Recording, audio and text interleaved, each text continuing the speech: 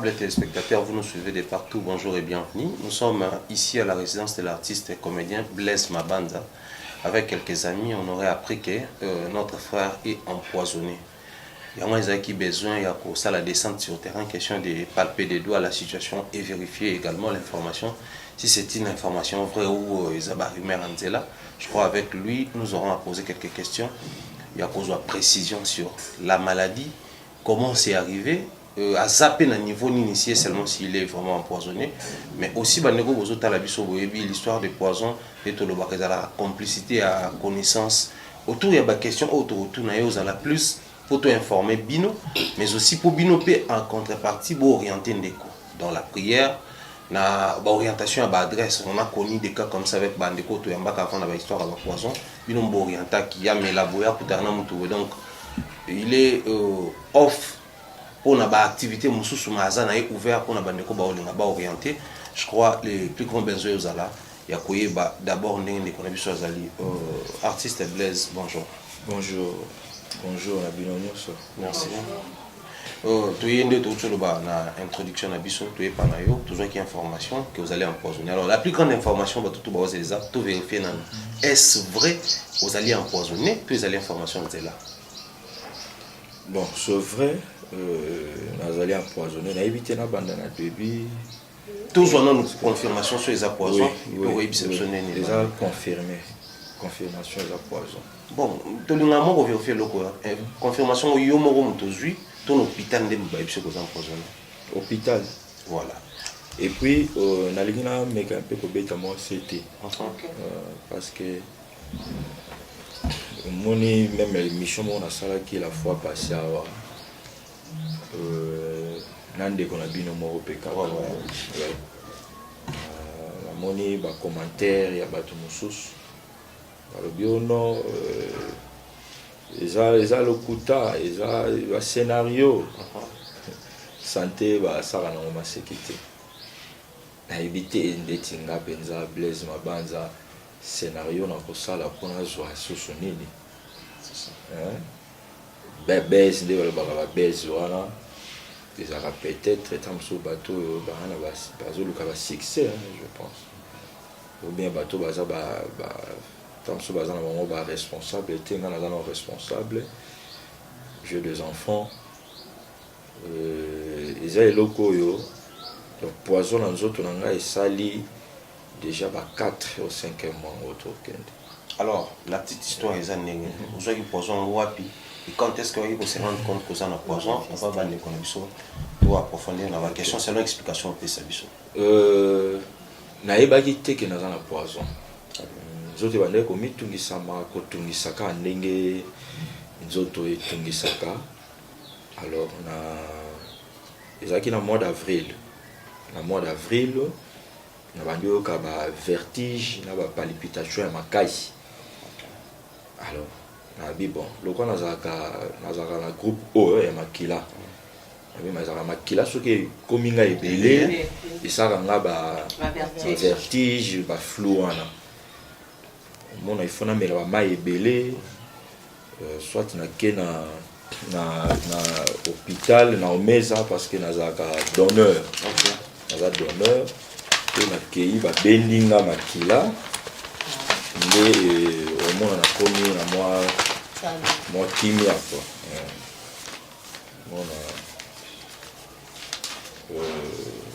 carte na ngoyo ya donneur de transfusion sanguine. Voilà. Omeza. Après, il y a un KNDP. Je crois que pour plus de précision, comment il m'a dit ah ouais, il non, il aime Blaise, la adresse, autant adresse pour sa sécurité. Et puis, fiche un numéro, donc on a beau consommer pour confirmer Bandeko Baza Hollanda. On a également, je crois, déjà ensemble une émission sur les dons bénévoles. Bandeko Baibike, biso ba donner toi na ba carte oyo, on a peine à l'accès à l'hôpital quelquefois. Donc voilà, les équipes pour nous confirmer. Après, na KI, c'était le 13 mai, voilà, 2020. On a Salaki. Alors, après avoir quitté Makila, mais na moni changement ezate. Mais d'habitude les arasoy ba longoli Makila na yo ka changement. Mais au changement ezate bwende après tension et comme mata. Na bela attention te. Tension comme na ba 5 pardon ba 15 16 ermoko moni kiti comme le soutien ba 7 8. Na eko kende na centre moko za na coin na biso awa. Voilà que moi rapide pour nous un peu bref. Na centre moko za na coin na biso awa na soli na bango. Babina non est-ce que au bela déjà tension habité na bela te. Babina ndenge ya yo ezo sale mati ezo quitter ezo mati ezo quitter il faut bazo prise en charge. Prise en charge balandela yo ba peso orientation de façon que et comme stable. Alors na beta ki en moi kara. OK. Na beta ki en kara na zaki sur penza te na ba centre na biso. Na eko kende na centre moko ezana Maya Kalamu ya Bongolo, place universitaire qui mbangiste en face. Parce que depuis bon mois na to banda mama banda ko mema biso kuna to so ka ba traitement kuna ainsi de suite. Kuna ndi na za rempe na moi assurance na bango moi confiance. Na kei kuna le même chose. Na komo yoka libumu komo tungisa libumu ko soit pendant le quoi libumu ko lekate ko soit ba douleur et moko ça le ko les os chuba yo ko tomba et puis motema bandi yoka motema ebandi ko soit moko ezo kanga loboko ebi quand des explications tam so bovana baninga azo kapasi awo ezo kanga tina sima ba été estomac moko na yo remarquer so talinga la ba dernière minute ba gagi on a sali na dernière minute awa au sentir ndenge na vibraka pendant la scène était na komi ko ka paiement même ba tournage à suka to ça na vie de loin tant on azo pesa briefing ngamoko naza komi pesa penza te na kata scène quoi abina mais deni yo ba rôle ngonyo so pesa ka biso yo moko ozo jouer penza te nesi mon frère nazo na kokate ça dit nazo ka pema so na stali mouvement ka pema pena makasi soki na simbi boye même ata yo na ko biso simba nga boye ka pena motema ezo beta mbang tout mon efona mela ba mai ebele. Alors na yo kende na centre moko na Kiprince na bisoka ya Kianzawa ba salinga ba examen ya ba malaria ba typhoïde na bi bona attaquer on pona no yo kapé kingo koto yo ezo saloko ezo kangama na juibe ba perfusion ya ba malaria wana et si li mais changement aux alakate changement aux alate na yo kokutana na pasteur moko pasteur Estras na lotanga na ba kombo parce que s'il faut vérifier beaucoup vérifier na kutana pasteur Estras na nzela na pesembote bonsoir pasteur Atalinga abina ngai frère Blaise est-ce que vous avez la poison voilà l'émission la prophétie alobi la ka boyene to so la boy direct bonsoir pasteur na pourquoi abalu ki bonsoir frère Blaise Atalinga Abi, frère Blaise, est-ce que vous avez la poison? On a vu poison. Abi, oui, vous avez la poison. Tant qu'on a monio, Saint-Esprit le dynamo. Mais le cas au sala, l'examen pour son confirmation. Tout qui n'est le pont, moi, quelque part, on n'est pas serment, à prière, on est au sali prière, à zongi. Na eko bete lango petite sœur o alandinga sa prophétesse. Dans la France, Joséphine. Na beteli li solo abina nga convaincu te nga serviteur de Dieu soki likambo ezali na sentir ngo na beti kara na ekokuta na jour mususu na roke limé dans donc une victoire na zena rata taxi na komi na limité na jui appel ya ndeko moko na boaka ka epe mingi Daniel Makabi aza na France pe abenga lobi vie prophétesse mo to priaka na ye aza na kin ba yebi ngai ndenge biso to sala ba prière ma yebi yo na nzela nanga ayebi singa lobi amoni nzamba zotalisa ye que ba chelinga poison donc zala mo ekenge wala epesinga message de quoi prévenir zala mo ekenge na etambo elina yo na ba camarades ainsi de suite kara lisusu jour mususu na ville lisusu appel moko ya France kaka appel à France ndeko moko na ebiete kombo na e bosanya ngomokeza na telefone to sola neti lelo abengi nga lobi na ngai wana babanza na bien abi yo ebinga temenga na ebio na moni na vision okufi et puis na tuna bato akufi na nini babi okufi na poison donc ça là moi keba na bandi siko kozwa na ndenge nazoyoka na bandi ozwa sikoyo et puis na moment na kata on a ba doute na sola qui vide lo azaza vivant na sola inaye et chez mon cher pour nebi que yé ba uta yiko empoisonné quand on écoute na tournage na ebisier tala yé uta pesa nga pe formule moko na sala puis na soki eza bina poison solo na memo pa mutu moko boye ya betika li solo ndo mona makambo sérieux na ye ko mona na télévision publicité ya hôpital maman Olive o ya fongoli na nini kuna na bibwa wana na s'est décidé loko nzoto ezaki bien te makasi na s'est décidé na tongo mona bitefona kende hôpital loko ba pareil c'est le wana ebi na ngate ke ba examen ya poison bo ibaye ba ngote na ba examen to sala ko to ba makila non parce que ndeko moko lobby mais yo tant ba benda ki makila est-ce que ba mona ki poison te et ça la ma wapi déjà examen makila ba mona poison na kati na ebité ce que ça na ba hôpital ndenge wana ken examen makila ba tali ba moni poison na ebité ce ça na yeko ke na tongo makasi na ke pa ya mama na hôpital maman Olive na mona ke na futi mbongo na nga na kene na mutu te biloko na zo beto yo so tali ba date na date likambango yeko bima o mona ke na zaki même pas na posa ya kosala ba émission pour na lo ba na média parce que na yebi comportement ya biso ba congolais za ka mutu azo kufa mais bazo lo ba ke a lo kuta azo kosa c'est ça un peu voilà carte à consultation dans Moyo, ce que tu as les dates, le 22 juillet, 2020. Date à consultation. Voilà. Elle aime ma bande à Blaise. Consultation générale, et là on a bande à Yenango. Carte à consultation et rendez-vous. Et en je crois. Hôpital à Mounene, il y a maman Olive. Au Mumbiga numéro affiche, les restes, beaucoup zoomé. Hôpital à maman Olive, donc madame Lazolo, bateau, bazarana bespire, batembe, bako kende ko vérifier pour. Bateau, au monde le voit toujours le cas baisse, toujours la poste le cas baisse, toujours la famille, toujours. Et ça vraiment pas. Tant on a sali consultation, parce que n'a pas bon dans Zoyoka. Il faut ça en consultation générale. Okay. Parce que yo le bien absolument aux Zoyoka. Mais il faut consulter Zotomobimba, peut-être faire ma cambo aux Zoyoka, tant que outil na maladie boye.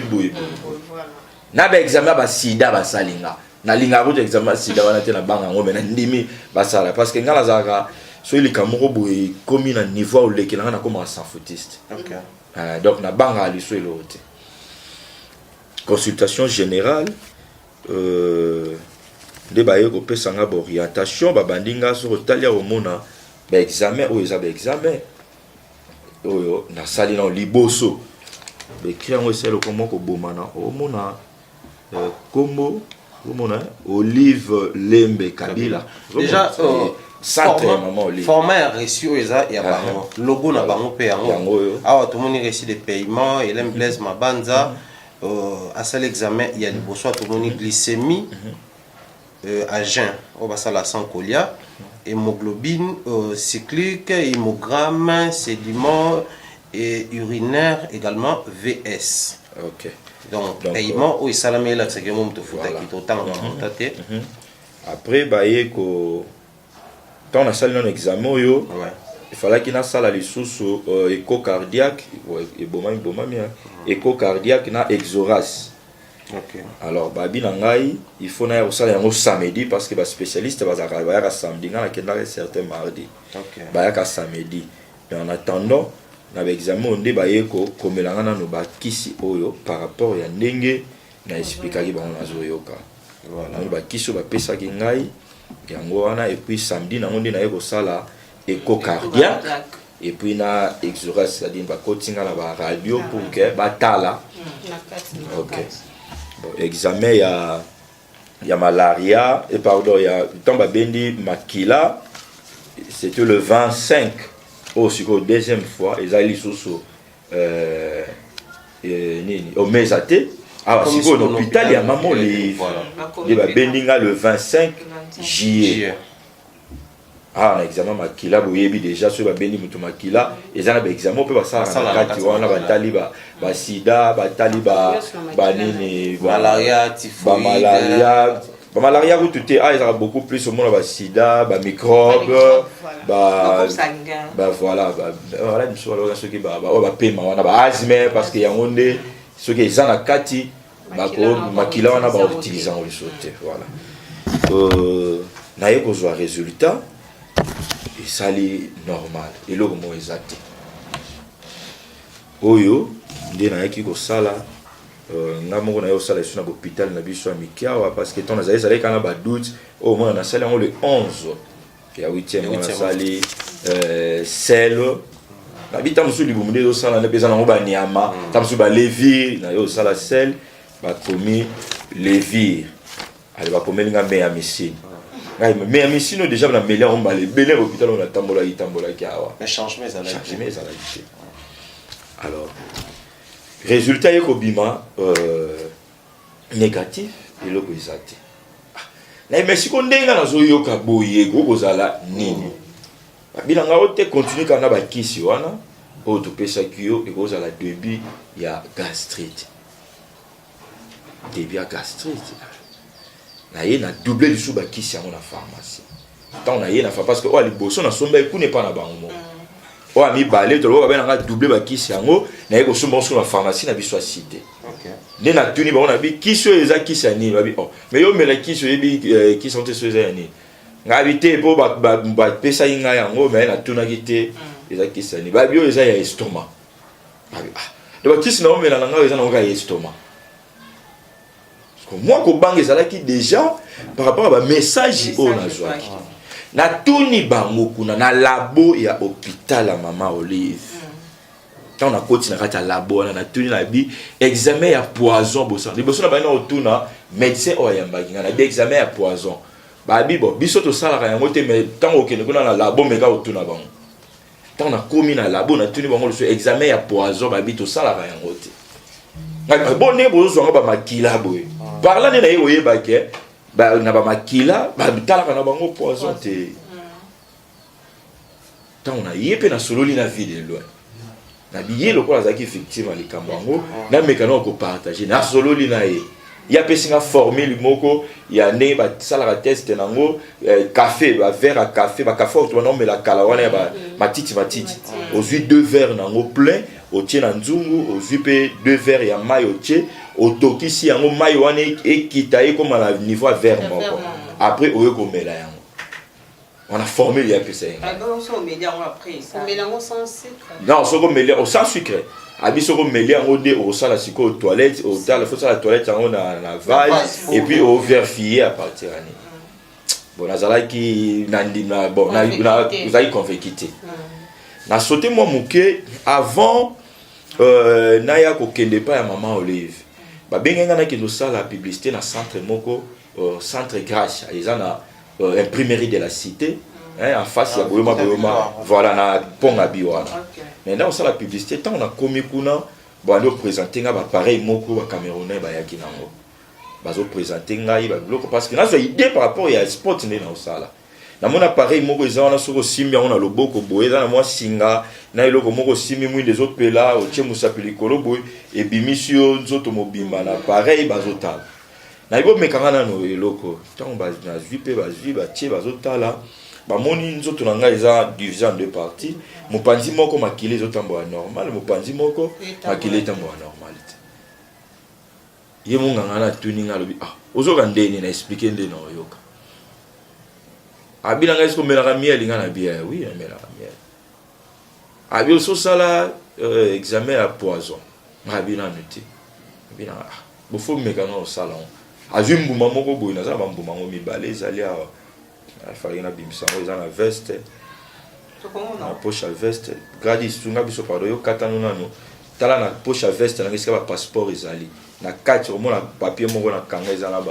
bambuma moko mibale na kati apesi ngango alobi lia yango mbuma moko na biscuit après 3 jours ole liso même mokolo lia yango kobima te parce que élection libungu parce que babiloko na moni awa eza babiloko moko suspect aboye kokena nga mpenza todo abi biloko eza suspect abi lia yango mpo elekiso libungu ebimisa basalite wana pe madege comme matanga na commission na tamboli ya tambuke même escalier na ndako aso na kiti na matiango kaka no sentir penda pema et puis soko simbe ozoyoka penda motema pongi nazolala liso bien te pongi ezate so na lali nazoka pema lokolo ezo sala lokolo kangama même so na lali na mutu a remarqué que nazo sutu mukaka.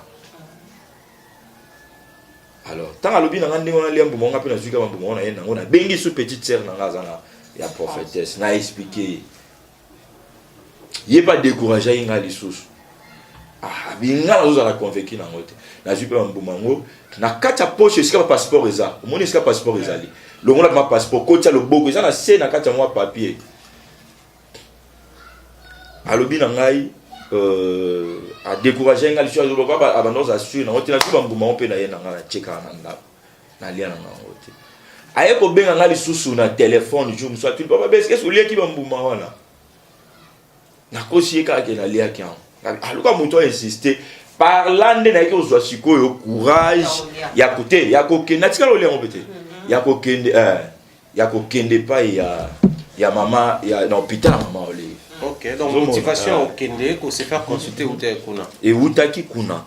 Donc par rapport il y a message, il y a salle dans Zambé et puis on va mi balé. Aba ina lia moko na biscuit après 3 jours ndina yerulia liso moko. OK. On a bomba na yango na tikala wa yango. Alors tango na moni ndenge wana ndena yeko ko benga ndeko moko yepe ba tshela ka poison azana kisangani na bengi ndeko wana alaksi bino kutu banini te ba résultat ya nini parce que nasaki même na aladio nini coronavirus parce que nande na bando yoka voilà moni ni na inervé coronavirus jour résultat négatif. La date yango le 22 6e mois 2020 on déjà ba radio oh ba sala ki na initiative plus ya maman Olive moni ni nango yango kashina bango. Alors ndena yeko benga ndeko wana ba poisonné déjà 3 fois nzamba sala grâce à ça na bon mode na yeko benga yenda yeko pesa na orientation ya kokende pa ya docteur oyo asalaki. OK. Apesi nga numéro na ye na bengi docteur na bino malheureusement ngapi naza na Kinshasa te naza na Est na kangama iko to pour la confinement. Apesi nga orientation na kuta na batu na ye pour que ba banana ko tester na pour ba confirmer. Alors test ça là qui quand et puis baton docteur aux hôpital né. Eza na bandal kota Bakayao. Ouais. Na bandal kota Bakayao bon. Omoni bango baza penza bazara penza na ba moni ba test ya ba poison oyo ba biloko ba poison oyo ezaka officiellement reconnu penza na miso à l'état te pas na biso parce que na ebité hôpital moderne nini o bino comme sur la connaissance no peut-être boyebi ba teta la poison na ebité donc eza ba biloko oyo bato ba osala yango beaucoup plus na ndenge ya bokoko parce que nga ba pesi nga ka kisi eza na bidon moko moke boye ya ba bidon ba mayo ya mike wana na meli yango après 30 minutes ba pesi nga sous café ya moto na meli libumeleki na sali vase salité na vase bazui nzete bazo balola salité wana boye bazo tombola parce que ba pesi nga déjà soki tombo miloko a dongo c'est que poison ezali mais formule oyo papa vidéo le bato ça na sala ki ngote formule wana na sala ki ngote donc voilà ici ka na yeko zwa confirmation ya poison na bandal ouais. Alors bato na ba résultat na muni na ngope récit nango vainqueur penza officiel de la identité ko la kisango pe boye pour to voir orienter bato vers bango. Mais la plus grande question c'est là parce que pour ça que mission bato batali certains baza d'accord na yo ba compatir musu ba rebondir la même musu ba douter. Voilà pourquoi ça dit que tout rebondir sur la même histoire tout le ba détail au nyonso. Motivation na yo même on a médias zanene. Ba toi on mituna parce que ozoyi ba muto a télé au poison au lingo dénoncer muto ngo to po ozana loko moko lingo loba na média. Pour to loba ba comédien poison ada poison na vie de loin poison na bande ko belé au final nini les canards parmi bino. OK. O yo mo oza se reprocher nango avant pour tout comprendre le final. Bon, premièrement, ce qui est dans les médias, parce que nous avons vu que dans la famille, nous avons une situation où ils ont des en France. Parce que nous avons beaucoup plus, moi, habituellement, il y a un bon moment. Même si nous avons un côté. Jour naza ko annonce nga mona fandi na tali na bino likambo des autres kende lobby liwe ko ya brisque liwa soke komel moto brisque to yebi ndenge mokili na biso surtout Congo na biso ndenge ezalaka et comme ata mususu moi na bateau peut-être tozaka na ye le quoi ba fiancé ba ko kanisela ye pe que peut-être yete tozape na bana mwana nga mobali oyo azo filmer oyo si akoli déjà. Alors, on a monnaie qu'il faut naïe pour que ceux qui lobby les cambouis commis parce que les gens ont dit la bisognos d'abord la surprise les cambouis coco ya liwe coco ya brisque et ça la été comme on canissait la batte oh non coco na mutaboma ki oh kingandi kuna oh kingandi bana nanga basi ba koli ba yeba et puis petite sœur nanga o azana poto yepe ayebi donc déjà côté wana moi ba garder fou ezali côté ya ba comédien moto ayebaki ezali mbuta masebe na pomba. OK. Bango ba yebaki évolution ya makambo nyonso du début à la fin vie de loin ezalaki azali pena na confirmation ezalaki na tout na ye lokwa mo ba question na sonde mais na fongwa melaki epenza isaboete. Alors ce qui na na média parce que bandeko ba boyaki bato ba linga ite même nga mo pe na linga kité comme na média na yebi comportement na biso bato na yebi bato ba ndenge na lobiawa muto azo kufa mais bato ba lobi ki azo kosa soki na ye na ngona télévision premièrement ezali po na mekampe ko la mosama toyi mémoire ya bandeko na ba comédien ba yeba ke danger moko ese koti na millier na biso. Oh, peut-être que tu vas minimiser en autant que tu n'as pas la vie de loin, tant que tu n'as pas la ada, même quand tu minimiser quand tu as bégué mes fois. Mais, ma cambango est solo basala keba.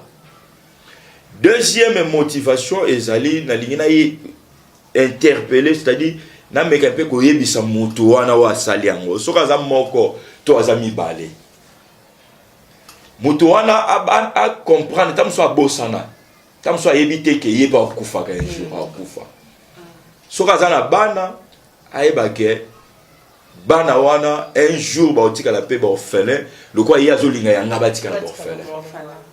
Na bana nga liboso na mi balo bazana ba orphelin de mère. O ya mi balé ya suka oyo mama na bango boma libala kenda. Na boko la bango ngambo. Donc et sengono ko zala ke mona bana o un jour bazot ba komi ba phaser na nzela.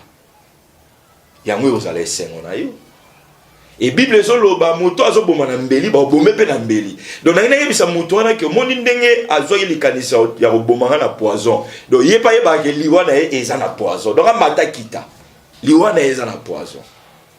Et troisième de chose na yebisa moto wana yeba ke c'est dit poison oya tshela ngai pona kufa ayebite ka tsheli escalier eza pona mata.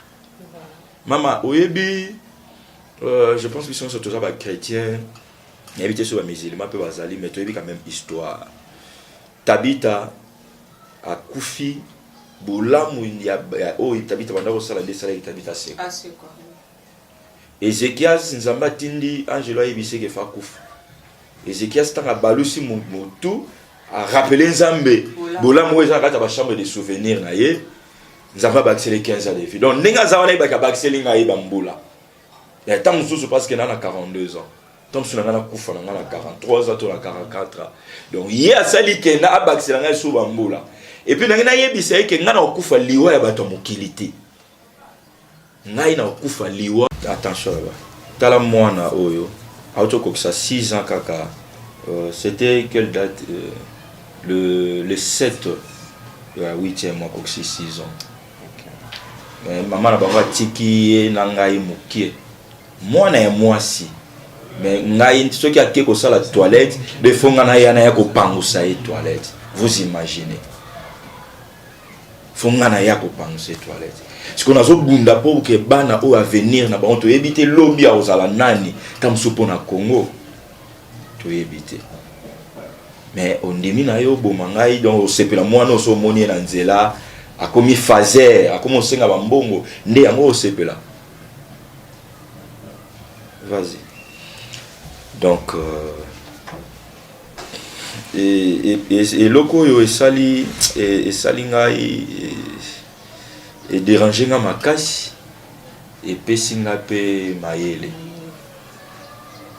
Moni mboka na biso soko tali ba docteur Jérôme azaki ne négligea o etanga keli banda lelo tomoni Valère na ye. Sangwango ya poison et yokani na mato ya bato. Mais na ju ba pela ba comédien pas plus de 5 comédiens. Pas plus de 5 comédiens. C'est comme pour dire que Bolinga na teza solo mambo lo bamoka. Nga déjà banda kala na lo ba ke bolingo na biso ba comédien za la kaso muta kufi. OK. Est-ce que vous comprenez? Ouais. On dit depuis Sango et Bimi. Bon, dès que les comédiens ba bengi ngai, ba comédien na solina bango na solina bango na téléphone. Mais comédien mon côté se déplacer aïe atalanda pour na hôtel. Mais ceux là que ma banza kufi kana butu wana. Au moment na bango ba tondi plein. Na kondana bango te parce que Bible zolo ba derrière chaque chose il y a un esprit. Ouais. C'est-à-dire ils ont esprit il y a diable parce que ça na bande comme soupe ba comédien au pe ba mona nga lelo parce que na otambola nanga na otambola soupe wa lo ba mona ki ekuta leka kia wa makambo wa lokuta. Mais président Blaise Mabanda par rapport il y a formule au basalela ki wana quand même moi changement ezali. Bon parce que na banda qui déjà kozwa traitement ba ki se uta ki sangani qui c'est où qui sangani na début on a besoin de traitement ngo na mona changement na besoin de traitement au sana les canaux médias wana on a besoin les canaux médias non on a déjà émission té ça dit soit na salle émission parce que na mona que même traitement on a bandi kozwa na mona qui na début moi changement ça là qui m'a pris temps na moni ba faire aux ongeli ba faire aux ongeli soso. Dans la minute on a autres sur la nabino nazali na côté na deuxième traitement. Voilà. Mais deuxième traitement on a qui déjà changement tout ça changement pas comme tel ndeti lobby na butu moi na ngaza témoin lobby na butu na yoka bien te makasi mais le salinga bien te makasi on a vertige baselinga kaka ti parce que ton solo lina docteur ango alobi na ngaba sa elo ti a moto et puis mélange ton ameli ti a moto na moni moi na yoki moi bien de la lali et puis na logo lali singa isusu aba na somba penini gradio mona passe ya kata pesa ngal su carton ba kisi wana eza oza kana ta chasser alobi na ngana na salade rapide na mela na somba ba kisi mona e bato mela ngo pona minene puis abi na ngana mela abi zaka na kata ba traitement na bon kisi nini marqué que j'ai là au mona ngo. OK évidemment si on bato mona nga munene boye ba bi malade yango mais président la carton mo likola chasser kuna na chambre voilà ya kanango ezana ba café oyo nazo mela ezana ba café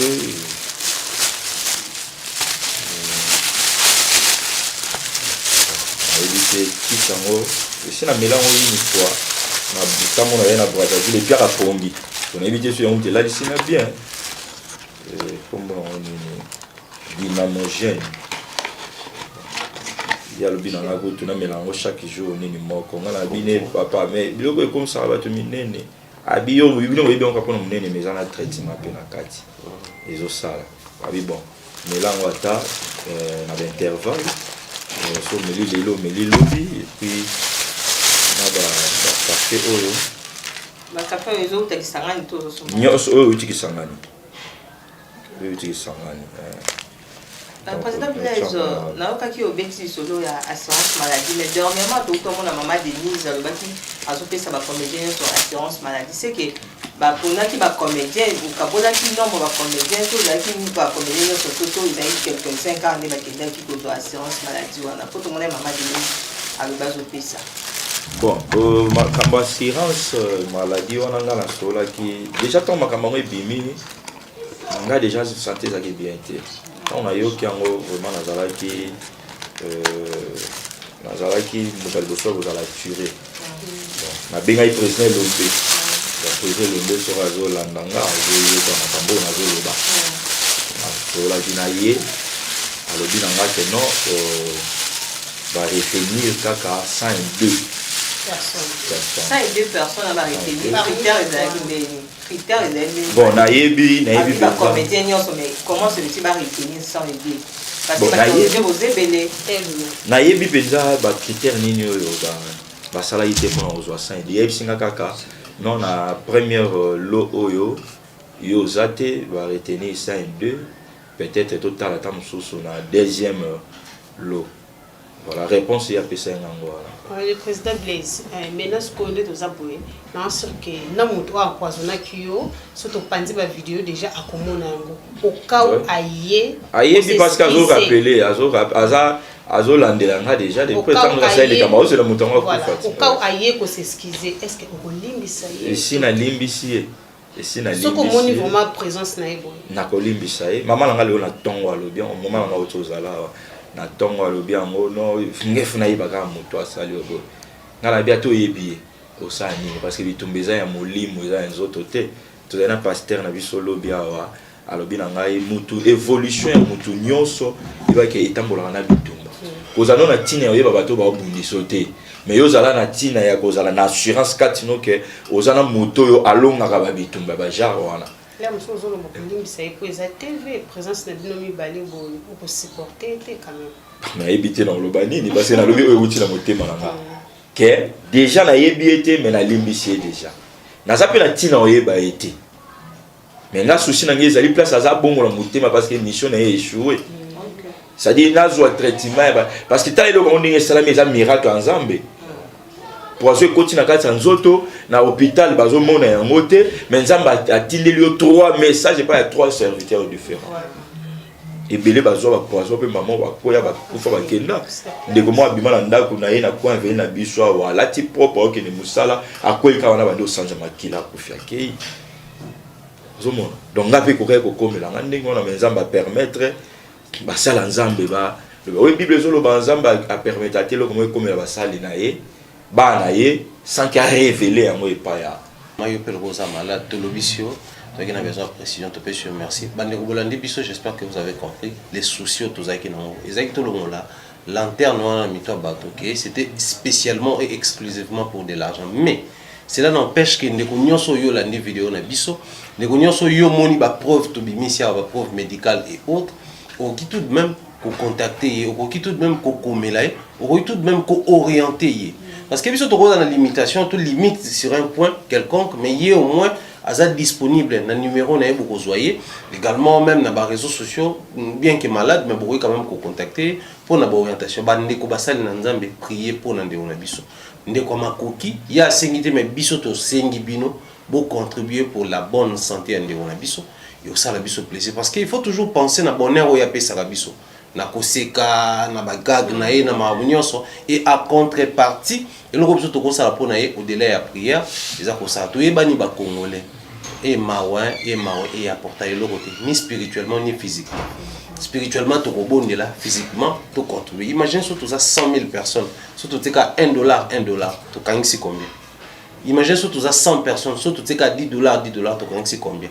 Je sais, la rentrée scolaire a besoin de belé, mais tu sais bien officiellement, mais artiste et comédien, il faut bien botter bien parce que Makamboyo, comment compliqué s'il faut payer ça liloba moko asuka na bandeko ba la biso na ba différentes chaînes liloba suka eza que nazo pesa na nzambe merci o azo permettre na vivre na eloko moko ebomaka bato na kasa nzoto ezolekela pe bato eza miracle et puis ami baleza bandeko basepelaka na biso basuka kaka te na koloba ke non tosepelaka na kingandi tosepelaka na kingandi mais batiaka biso mpe na baprière parce que toza vraiment menacé spirituellement et puis physiquement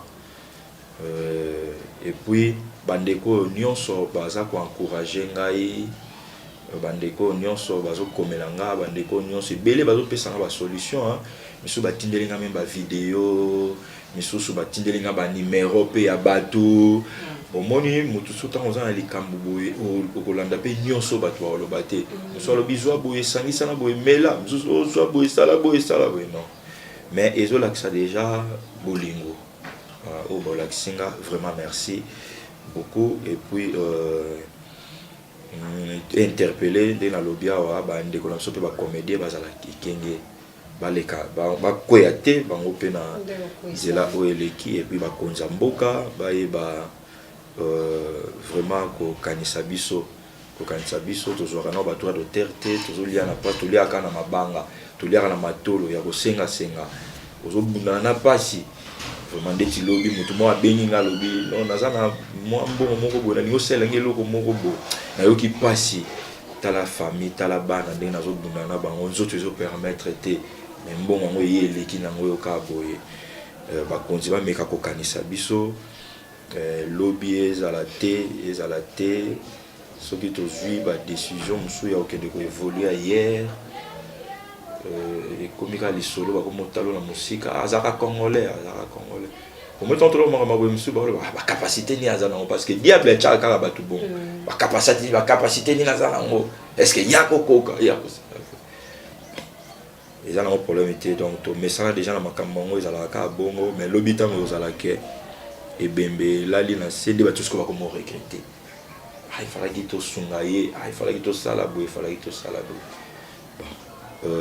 ngai beaucoup plus eliki eza mpa nzambe nayebi ke ekoleka na ozongela mosala na nga lolenge esengeli nzambe wana apermettre na vivre apermettre nayeba yango na nzela basala nzambe nayebi ke ndenge esi elobami boye bible ezoloba nyonso ezali ya kolakisama na poisa voilà eza déjà nul sans effet et puis merci na bolingo oyo botalisinga merci na soutien na bino.